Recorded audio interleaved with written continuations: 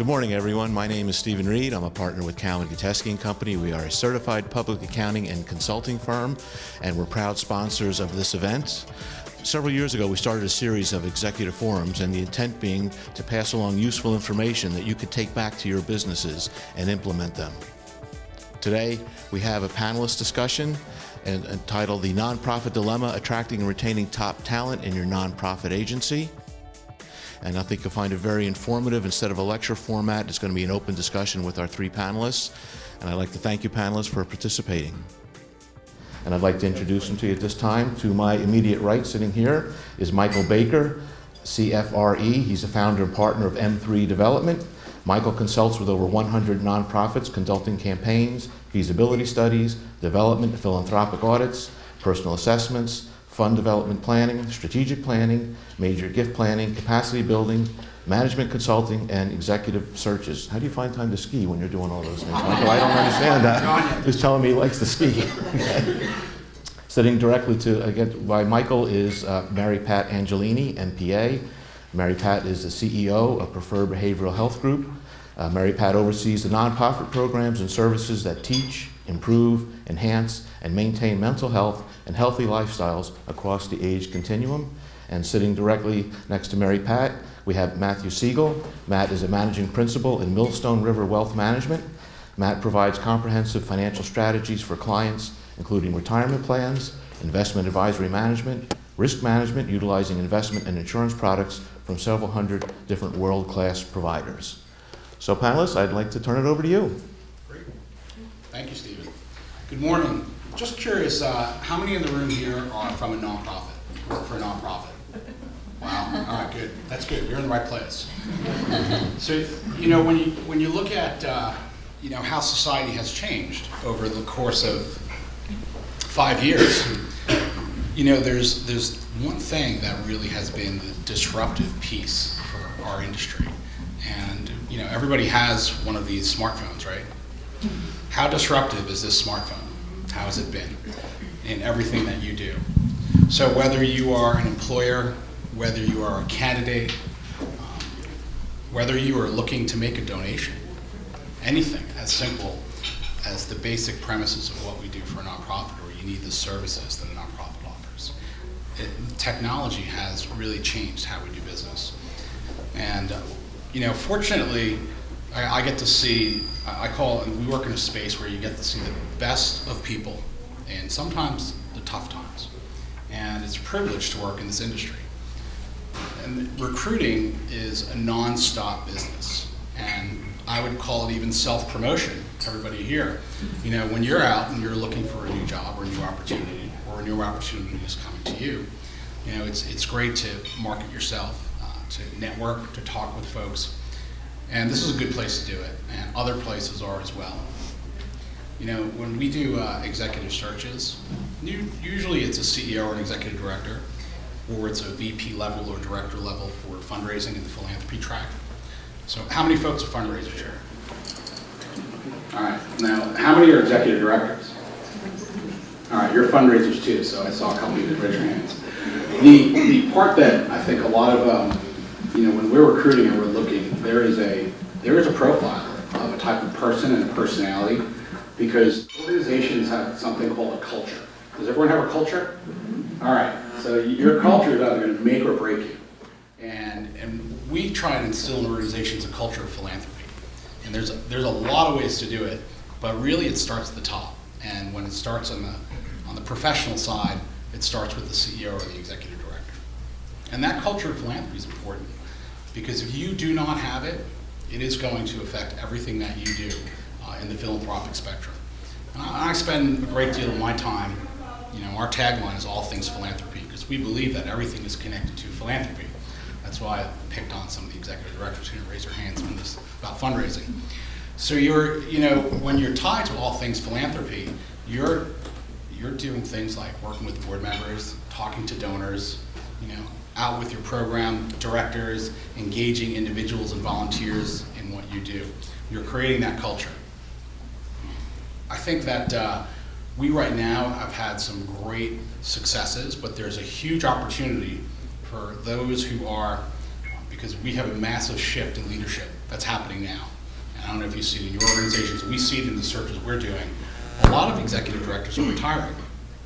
And a lot of the development staff, as you see, are retiring as well.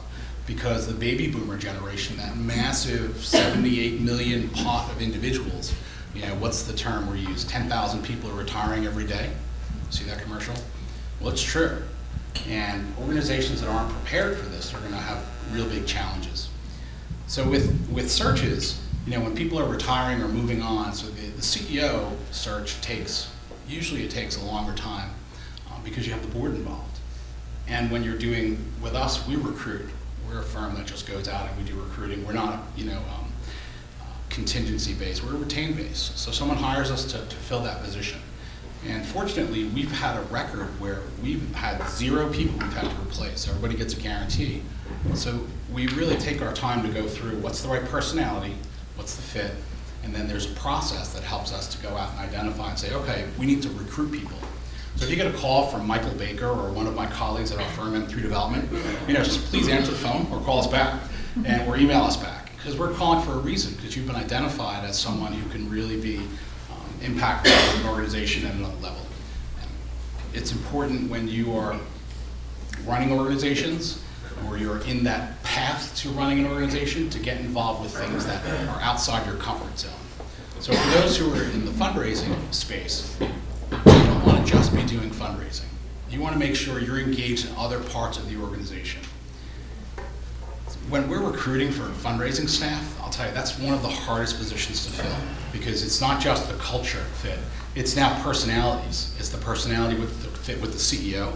It's the fit sometimes with the board if they're involved at that level of hiring. And then if you have subordinates or the surrounding staff, your programmatic staff, your finance staff, there's a lot that goes into it. So the processes that are used, and we found this that's successful, is because we're talking with people. It's a constant reinforcement. It's not one interview.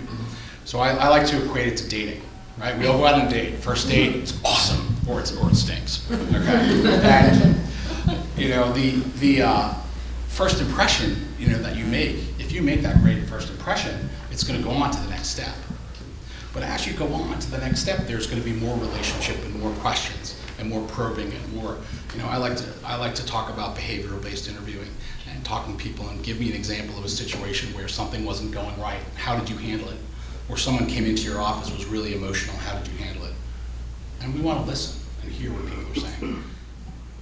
Throughout the process of bringing new people on board, we've had steps where the CEOs interview the person, maybe a team of people have interviewed people. Does your board help you with hiring your senior staff? Do you have them have a look at that person? Mary Pat, that includes you too. So you have a dynamic that not many people have. Sometimes your board's involved in hiring, sometimes they're not. And when they are involved in hiring, it could be very challenging. So we always try to create some type of a committee that's going to help this process move forward. And there's only 3 or 4 board members on it, not an entire board interviewing someone who you're bringing on for fundraising.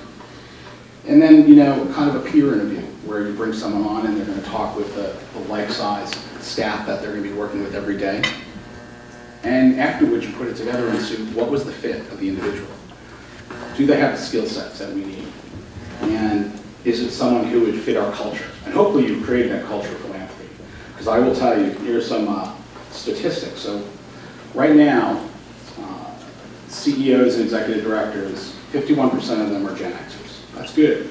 That means that people born after 1965 are getting into those leadership roles. 41% are baby boomers. And when you look at the average age of a CEO and executive director being 52 years old and the average tenure is about 7 years, well, we have really a shortage of CEOs.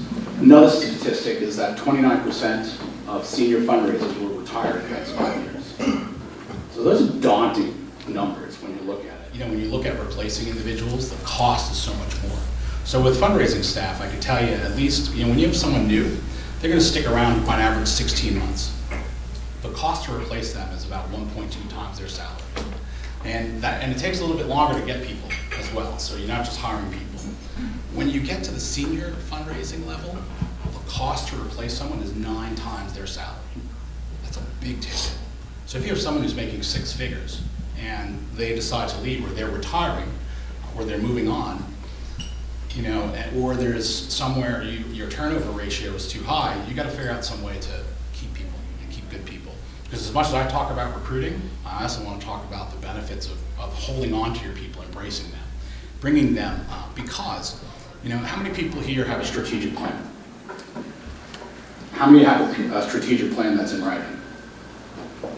Okay, all right. So on average, 68% have a strategic plan to all nonprofits. I love when I ask the question, do you have a strategic plan? And then in reality, how many have it in writing is 51% actually have it in writing. So in your strategic plan, you should have a human resources section and a component that's going to help you address. So what is your staff turnover rate? You know, how are people churning? Are they coming? And what are the things that you can do as an organization to keep people, to embrace them? Because it is so much easier to keep people and keep good people than it is to watch them go out the door, and then all of a sudden you're back to zero and you have to start that process. You know, with the CEO or executive director, it takes on average about 112 days to replace that individual.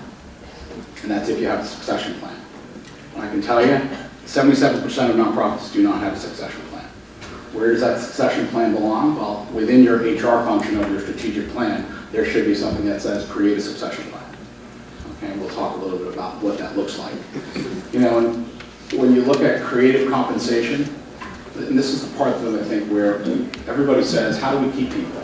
Well, be creative with your compensation. It's not just throwing money on them. Certainly money does help. However, you have limits, you have budgets, nonprofits work within certain parameters. You know, there's also a perception, and I think it's a little bit of a misperception, that you're not going to get paid a competitive rate or wages by working for a nonprofit. And that's a misperception. You know, entry-level positions for nonprofits, yeah, they might start a little bit lower, and it might be a slower trajectory, but I can tell you the middle and the senior level, they really do start to catch up with the for-profit sector. And so when you're getting people and you have good people, keep them. Do things that you can offer them, things like incentive-based compensation, performance-based, and where you're giving, and this is across the board as an organization. So within your strategic plan, an idea for creative compensation is putting in there, you know, depending on your performance, you will either receive a percentage of your salary as a bonus, one-time bonus. Okay, not a percentage if you're a fundraiser. You can't have a percentage of dollars raised. That's unethical. It does not adhere to the standards that is set out by the Association of Fundraising Professionals. I'm a certified fundraising executive, so I can speak to the ethics involved with this. And in counseling organizations, we recommend don't do it based on what people raise. Do it based on what their salaries. It should be across the board, though, for the organization. Everybody wins. So the future of what we're doing, it could be brighter. And there's a lot of opportunity, and there are some ways, and we'll talk throughout this morning, and I hope people ask questions, because there's a lot of the components of recruiting, there's a lot of components in the fundraising, creative compensation, succession planning, and at the end of the day, it comes down to, do you have a strategic plan that helps your organization meet these needs? Because staff retention should sit in that spot, just like your mission and your program and your creativity. Thank you. We'll just dovetail on one thing Michael was saying about retention. I read a recent survey of millennials, and the survey said that between 70, I think it's 72% of millennials expect to change jobs every 2 to 5 years. So that's the millennial attitude. Every 2 to 5 years they say, well, I'm going to move on. So that's a challenge now with the millennials. So thank you, Michael. Again, we'll be available for questions and answers after we go down our panelists. And to Michael's direct right, we have Mary Pat Angelini. I was asked to speak about nonprofit management in general terms, communication, and dealing with our staff. And I will have to say, the position of executive director and CEO is probably the loneliest position that one can have in the nonprofit world. And I only saw one little hand that kind of, you raise your hand high. Be proud to be an executive director. It's it's a wonderful opportunity, but it's very lonely, because at the CEO, at the executive director level, you can't complain to your staff because they don't want to hear it. They think, you know, you've got the easiest job in the place. And you can't complain to your board because you don't want to seem weak. in their minds, you don't want to seem up to the task of running your organization. But we know for a fact that in this day and age, particularly in this day and age, the clients, the consumers that we see across the board have a much more complicated situation. They're presenting with much more complicated issues. I'm in the behavioral health side of things, and I've been on the substance abuse side of things for many, many years, and I can tell you with the heroin, the opioid situation that's going on now, if you had told me that 20 years ago, I would have thought you were nuts. I mean, it's out of control. So it's the consumers, the clients are presenting with a much more complicated situation that you, as the nonprofit that they go to, you have to help them. But at the same time, our public funders in particular are really cracking down on becoming much more restrictive than they have in the past. And that's at the county, state, and federal government. At least I've seen that in my world, and I'd love to hear others in other sectors if they see the same thing.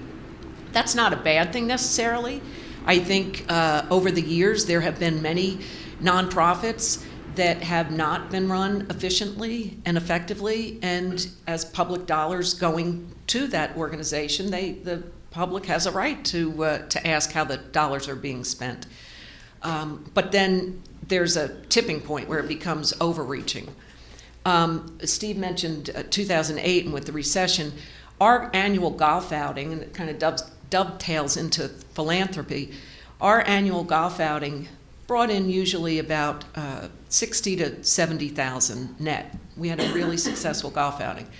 The golf outing in 2008 was October, whatever the day of the crash was, it was that day. So we lost half our golfers. And a lot of them, even though they had signed up, they didn't pay. A lot of them were from the Wall Street, the financial industry. And so it was from that point on, I always look back, that really was kind of the line that divided how things changed in the nonprofit world. But one of the biggest misnomers, I think, about managing a nonprofit is that it's not a business. Well, it is a business. And if we as managers don't run it as a business, we will be out of business. And much like the real world, as I call it, the for-profit world, there are lots of mergers and acquisitions going around. And in the nonprofit world, they are as well. One of the things that we did to really hopefully cement our survival, I was the executive director of Prevention First for a number of years in Monmouth County. And we had an opportunity actually, I was recruited to take the position of CEO of Preferred Behavioral Health. And as part of that recruitment sell to me was bring Prevention First on, and let's have Prevention First as a unit of Preferred Behavioral Health. So now we offer a wider variety of services.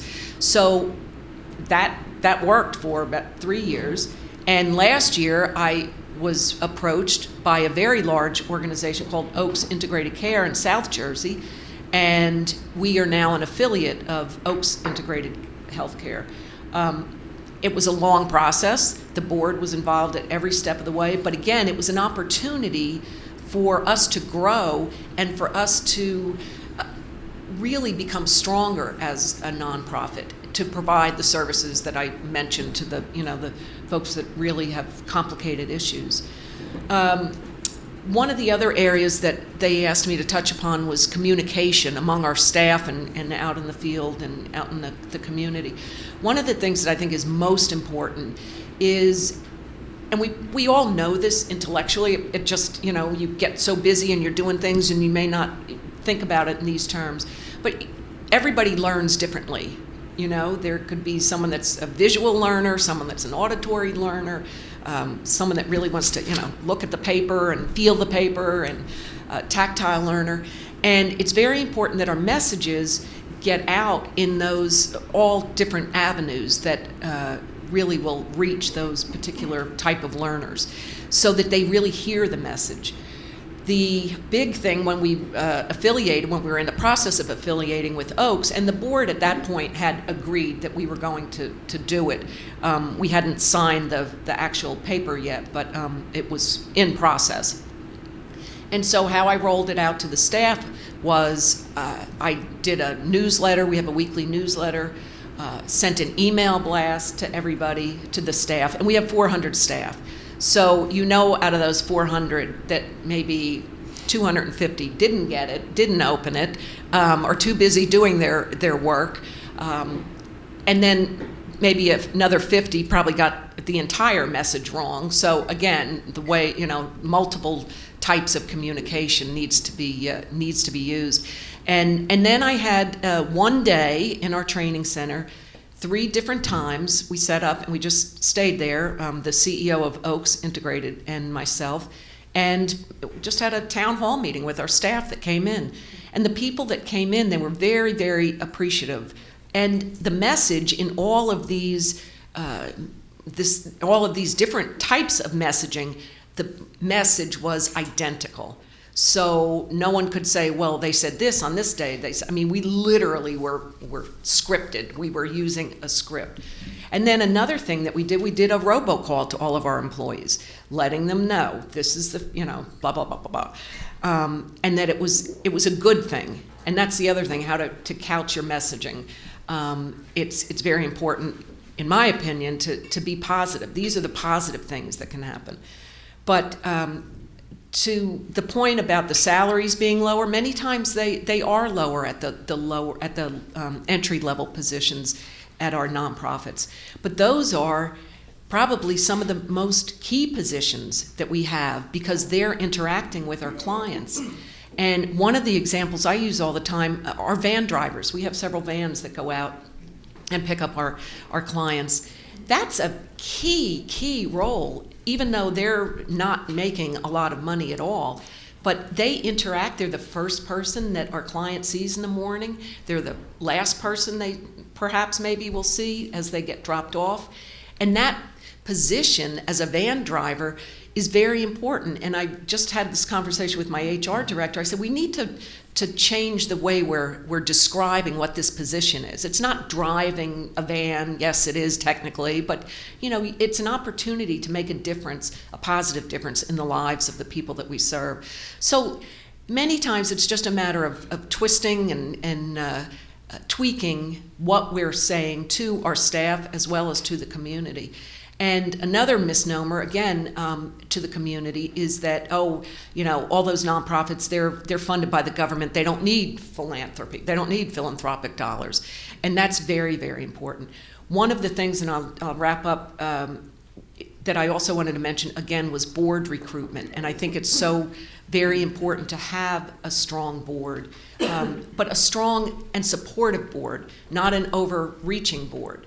In my opinion, the board's job is to govern and make sure that the senior executives and the CEO are ethically moving their organization, hopefully within their strategic plan initiatives, and not getting into the day-to-day operations.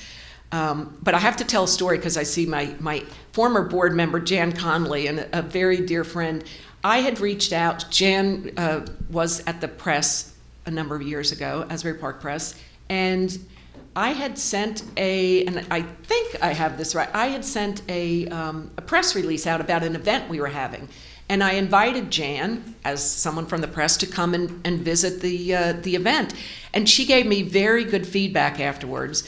And I thought, this is someone that I really want to have on my side. And she eventually became a board member of Prevention First. So you never know what opportunity is out there when it comes to networking opportunities. That, think of the person that you're talking to at the next chamber meeting.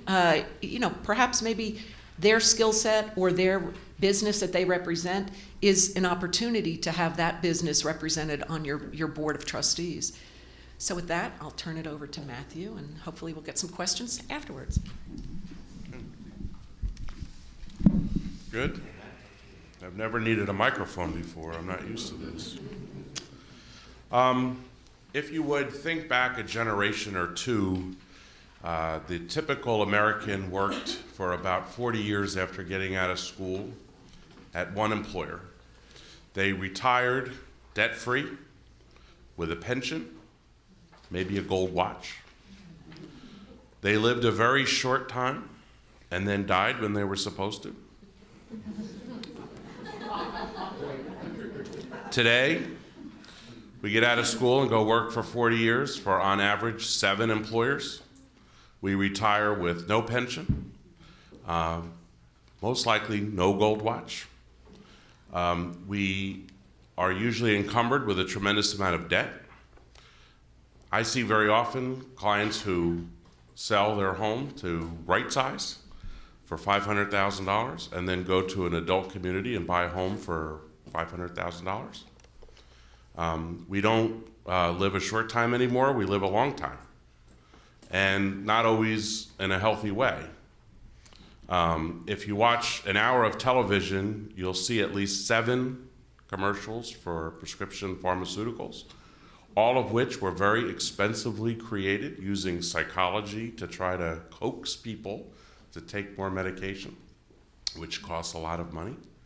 And if you listen to some of the companies that are in the financial industry, Fidelity, for example, one of the biggest providers of retirement plans, they'll tell you that the average 60-year-old has about $70,000 saved for retirement. And if you think about retiring at 65-ish years old, although I think that age is working its way upward, but if you think of a 65-year-old who retires, $70,000 or so on average has to last them potentially decades. And we know that Social Security has become a decreasing percentage of a retiree's household income. Anybody know when Social Security was first created? This will make you popular at cocktail parties if you do. Franklin Roosevelt in 1935 set out to create Social Security as a safety net. The first check was actually cut in 1940. The age at which you could begin collecting Social Security was 62, still is. Do you know what the average life expectancy, if we put men and women together, in 1935 was? Say it louder. 60, 58? You're all a bunch of cynics. It was 61.7 years. So if you think that Social Security was created to begin at age 62, 3/10 of a year older than the average life expectancy was in our country at the time. Things have changed, agreed? And it's become incumbent on all of us as a society, whether we're an employer or an employee, to think about retirement in a different way. We can point fingers of blame if we want to. We can point to companies who want to tighten up their budgets, or legislators who create new types of laws that either encourage or discourage savings. But the truth is that if we don't want to end up eating tuna fish out of the can every day in retirement in our golden years, we have to think about it a little bit. And so I was asked to talk for a few minutes about how we can use retirement plans as an incentive to attract talent and retain good people in our organizations. Your employees, depending upon their age or where they are in life, may not yet be asking you for a retirement plan or be asking you for a more robust one, but we know from lots of studies that eventually many of them will. As people get older, what happens is, and it's a little bit of a phenomenon, but we hit a certain age, and sometimes it's 40 or 50 or 60, depends on who we are and where we are in life. But at some point, we're going to wake up and say, holy crap, I have to do something about retirement. Now, a lot of people tell me I'm going to work until I die. And that may be a necessity for some, or it may be desired for some. But the reality is that most people would like the opportunity, if given one, that they don't have to work full-time strictly for financial purposes, right? Sometimes we like what we do, but maybe we want to work part-time or change fields because we want to go into something that we enjoy. My mom is a social worker. She works for a nursing home. They've had 8 ownership changes but she's been there for 45 years or something. We joke that when she does decide to retire, it's not going to be a party. They're just going to wheel her down to her room. She loves that joke. Recently, they gave her a tennis bracelet at a luncheon to commemorate her tenure with them, and her administrator, her boss, asked my brother and I to come as a surprise for her and speak just for a few minutes about her, which we had never done before. And really, she just loves what she does. But she's also, at an age where if she wanted to go do something else, I think she'd find it very difficult, right? We have a client who recently booked a trip to the Antarctic because for many years they wanted so much to go see these penguins when they do this march, and they have these annual sort of, and you may have seen them on nature shows, these annual sort of march of the penguins, and they wanted to be there for that. And they decided to wait until they were retired and old enough and financially secure enough to be able to spend the money without a guilty conscience. And by the time that they got around to booking the trip, the husband decided not to go because he feels he can't walk up the hill anymore. So the idea is that we can't wait until we can't walk up the hill, right? In 1996, the Small Business Job Protection Act gave nonprofit organizations access to things like 401k plans or simple retirement plans, more options for plan design, more options for investment choices. And if you consider the culture of your employees, you might want to think about, how do I reward them for hard work? We know that, especially in the nonprofit world, one common trait among employees is their desire to do good, right? If you think about your employees that you work with every day, probably the overwhelming trait of most of them is that they want to do good work in their lifetime. And so it's incumbent upon us maybe to reward them for that good work. You can start with a retirement plan if you don't already have one. Even if you're not giving a match, an employer match of some kind, that could always be added later. The idea being that it doesn't have to cost a lot of money to implement a plan, and it doesn't have to take a lot of time from your staff to be able to do that. It's a great way to convey to them that you're thinking about them and that you're thinking about their personal financial success down the road. I just want to throw you a couple of stats because I feel like every time you speak publicly, you have to do that. The Society for Human Resources Management, known as SHRM, says nonprofits with 500 or more employees, 80% of them offer some form of retirement plan. With fewer than 100 employees, that number drops to only 71%.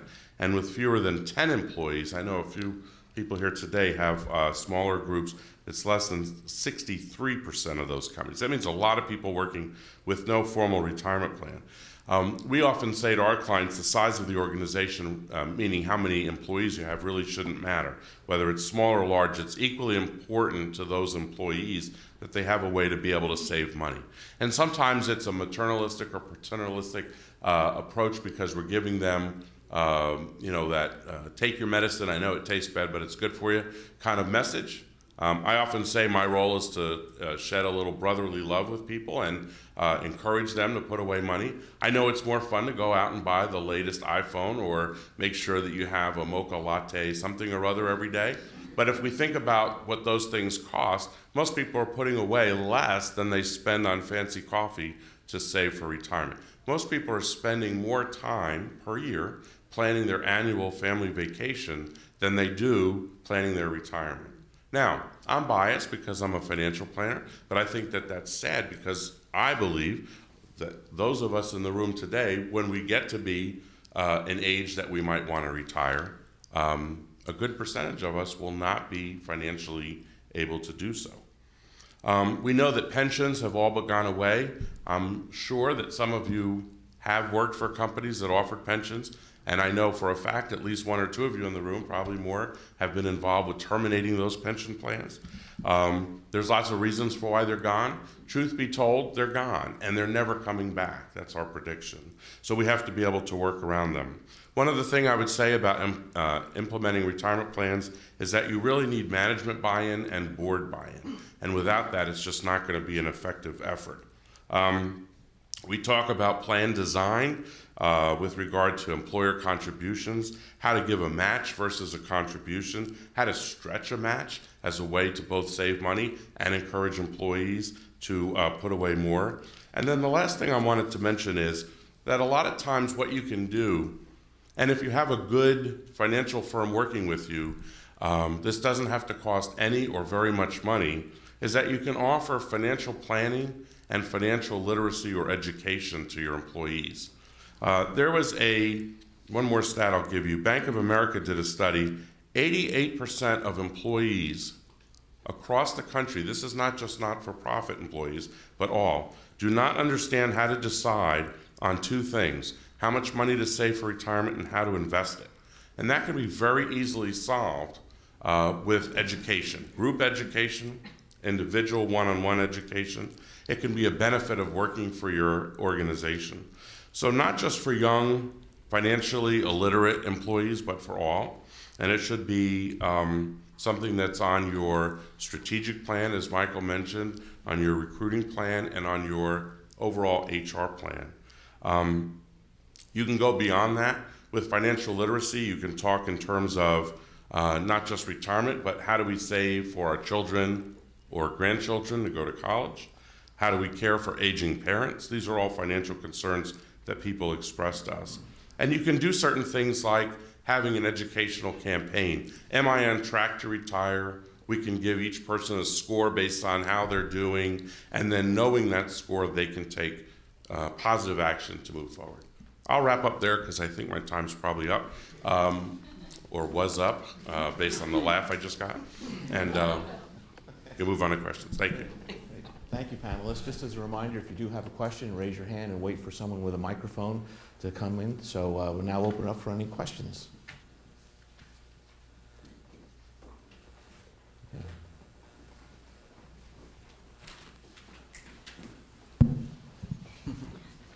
It's on. When we were talking about creative compensation and someone had mentioned a bonus based on like 1% of your salary, like a one-time bonus type deal. For personally or businessly, for our nonprofit, we are pretty much 100% funded from state, local, Fed. We don't really have those types of dollars to say, hey, we're going to do a bonus this year, unless it's coming in as donations, contributions, unrestricted. Is there anything else you guys have suggestions for? I mean, we have a fairly decent PTO package, so our employees, when they come in, they at least know that they do have time off available to them, and we have a 403B. But as far as being able to do for real bonuses, performance-based bonuses, we don't really have that option. So is there anything else that anyone suggests that they do that maybe we can start thinking about? I have one thing I'll throw out there if you like. We've worked with several dozen nonprofit organizations on retirement plans. And one of the things that we've been able to do, I think you mentioned that you have a 403B. We've helped companies change from 403B to 401k plans. There's a few benefits for that for the employees about pre-tax contributions with state income tax, things like that. But the reason why we do it is we can add a profit sharing component. And the word profit sharing and nonprofit, people think don't go together. They do.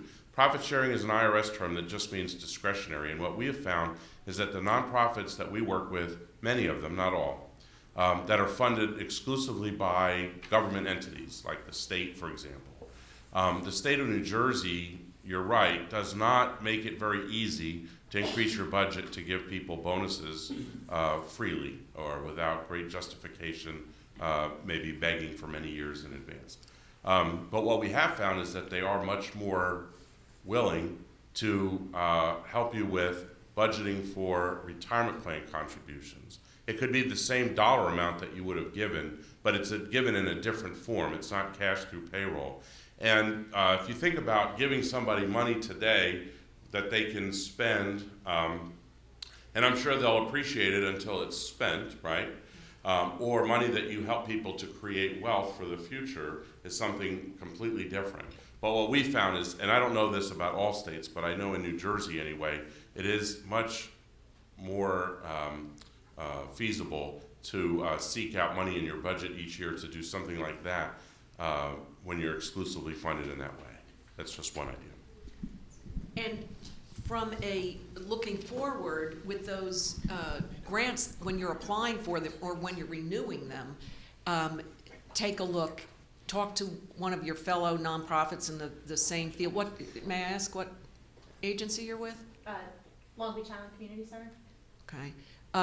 But talk to similar, like agencies, but many times with your program officer at the state level, the person who's monitoring your grants, when it's time to renew that application, that may be, as what Matt said, then you could rearrange that same amount. It's not an increased amount, but perhaps it could be added to your like the G&A side of things, perhaps.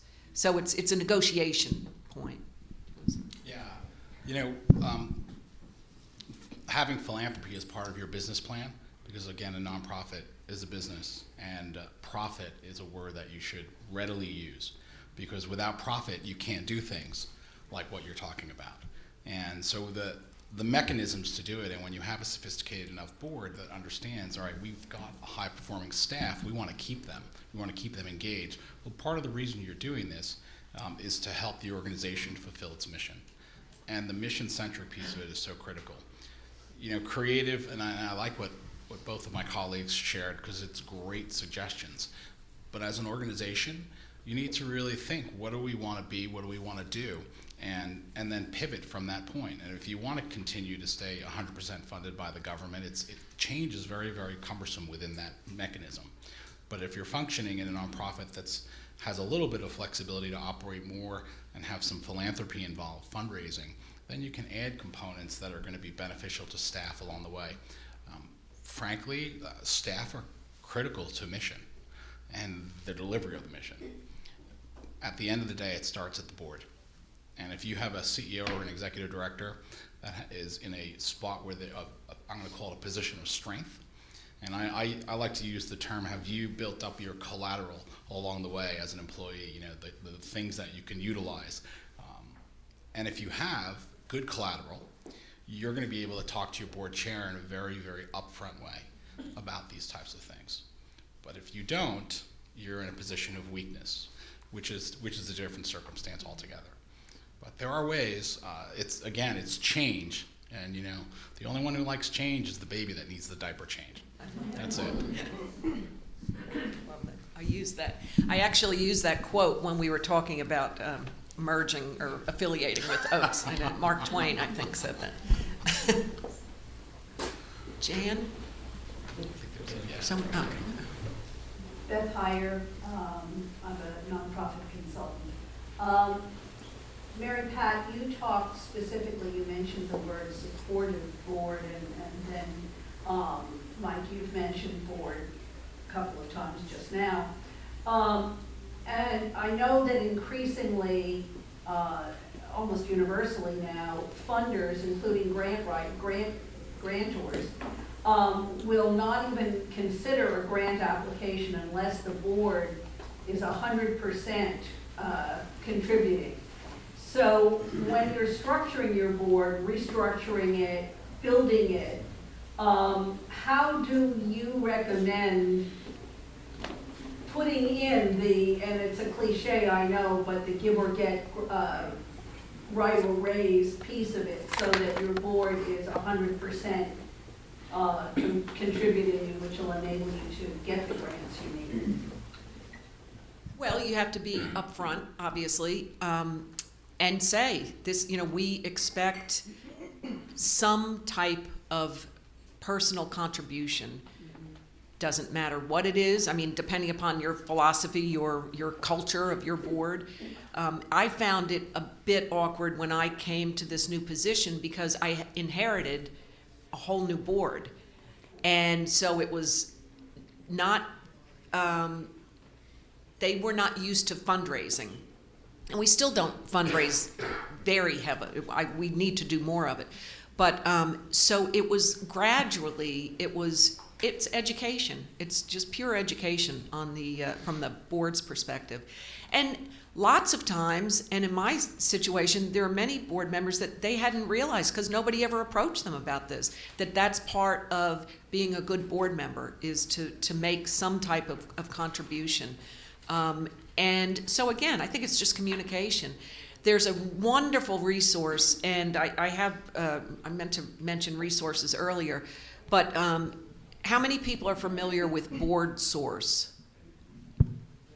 No? Not? I urge you all to go online, go to, I think it's boardsource.org. Yeah, .org. It's a relatively cheap membership. It's an annual membership. And they have wonderful documents and publications it's all about what good board governance is, and how to evaluate the CEO, how to evaluate the board's performance. It's excellent, excellent. I've used them for years and years, so I strongly recommend that. Another, just real quickly, another resource is, I started to print them out, but I realized it's just easier to tell you to go, the New Jersey Center for Nonprofits. How many people are familiar with that? That is, again, an excellent resource, and on their resource page, you can just go on the web, you don't even have to become a member, but their lists, there are numerous resources, just links, so you can just click on. So I urge you to look at those. I don't know if you want to say something. Yeah, I would say about the board component. We do a lot of work with boards, and I will tell you that and board development is a common piece that organizations need to strengthen and build capacity with. And when you talk about that, what is capacity? It's people and money. And Mary Pat was spot on. With board members and recruiting them, you really need to outline exactly what your expectations are. And if you're outlining it correctly, you're going to have in there a personal, meaningful gift that you are going to give. The other component is, I don't believe in the philosophy of give or get. Okay, I think that if you're a board member, you care so much about that organization where you're going to take your time and energy and volunteer, that it's give and get. And it's a paradigm shift. People have to just change their belief systems, which is very, very difficult. It takes a long time to change that. It might take time to change your board over fully, which could take 10 years in some cases. However, when you get to that point, the opportunities, what you can accomplish for your mission, are great. And I'm on two boards, so I'm going to talk the talk and I'll walk the walk, and I certainly give a gift and solicit gifts for both boards. And I look at people, and I'm a consultant also, but I'm also a volunteer and a board member, so I can share that perspective, and it's different. So when you're talking with your board and you want to increase revenue, there are a lot of ways to do it, but the expectations start at the top with the board. Good question. Okay, any other questions? Hi, Jan Connolly with the Arc of Monmouth. I am so sorry. I think my thing is out. Like many of the agencies here, I think we're facing a crisis, a hiring crisis. I know that this particular session is about a higher level, but in order to create the succession plan, we've got to start from the very first levels. And especially at the Arc of Monmouth, we are a 24-hour agency. We have a lot of direct support professionals.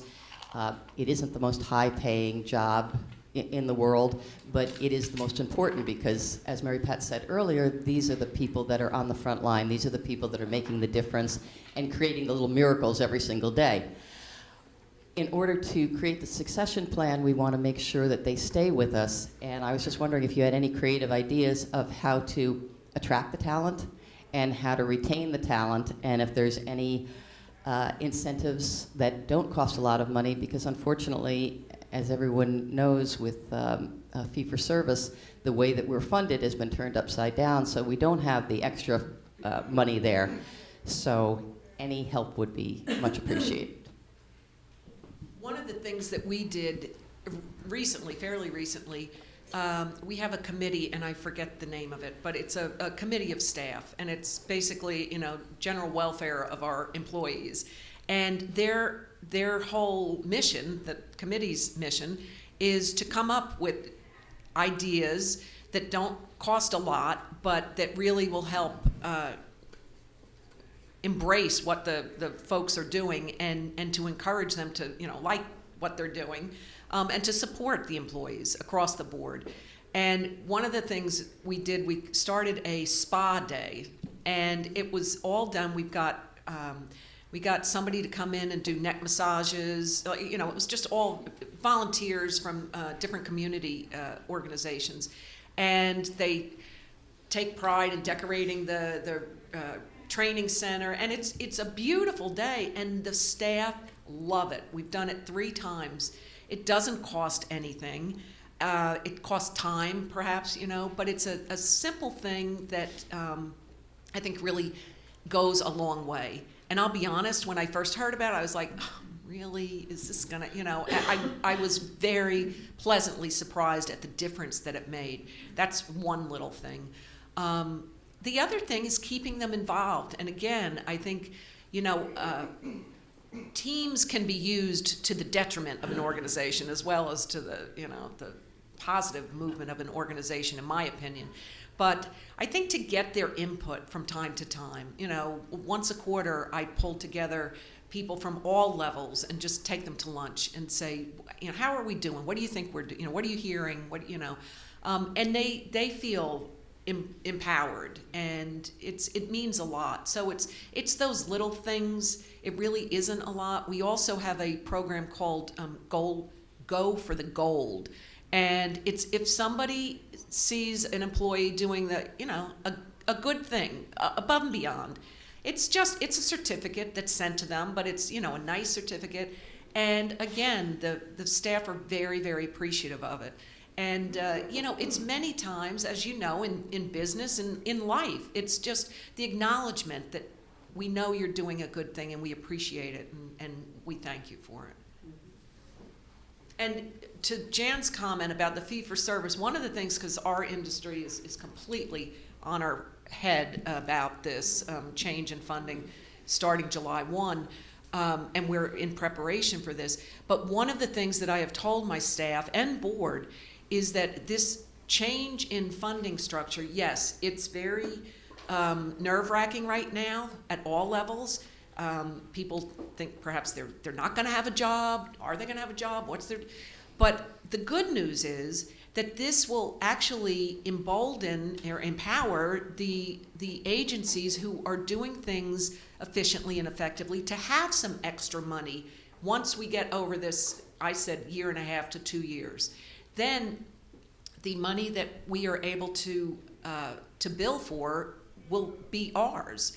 And so we'll be able to do bonuses or invest in retirement plans. So I've really most recently tried to keep making that point when I'm talking to my staff and board, that this, yes, it's a very nerve-wracking thing right now, but it has the potential for being a very positive thing. Any other questions? Well, that concludes our event. I'd like to thank all the attendees today. A special thank you to our 3 panelists for participating today. And each of you here today heard a lot of good, useful information, good ideas. Now it's up to you to take that information back and implement those suggestions into your own organizations. So thank you very much.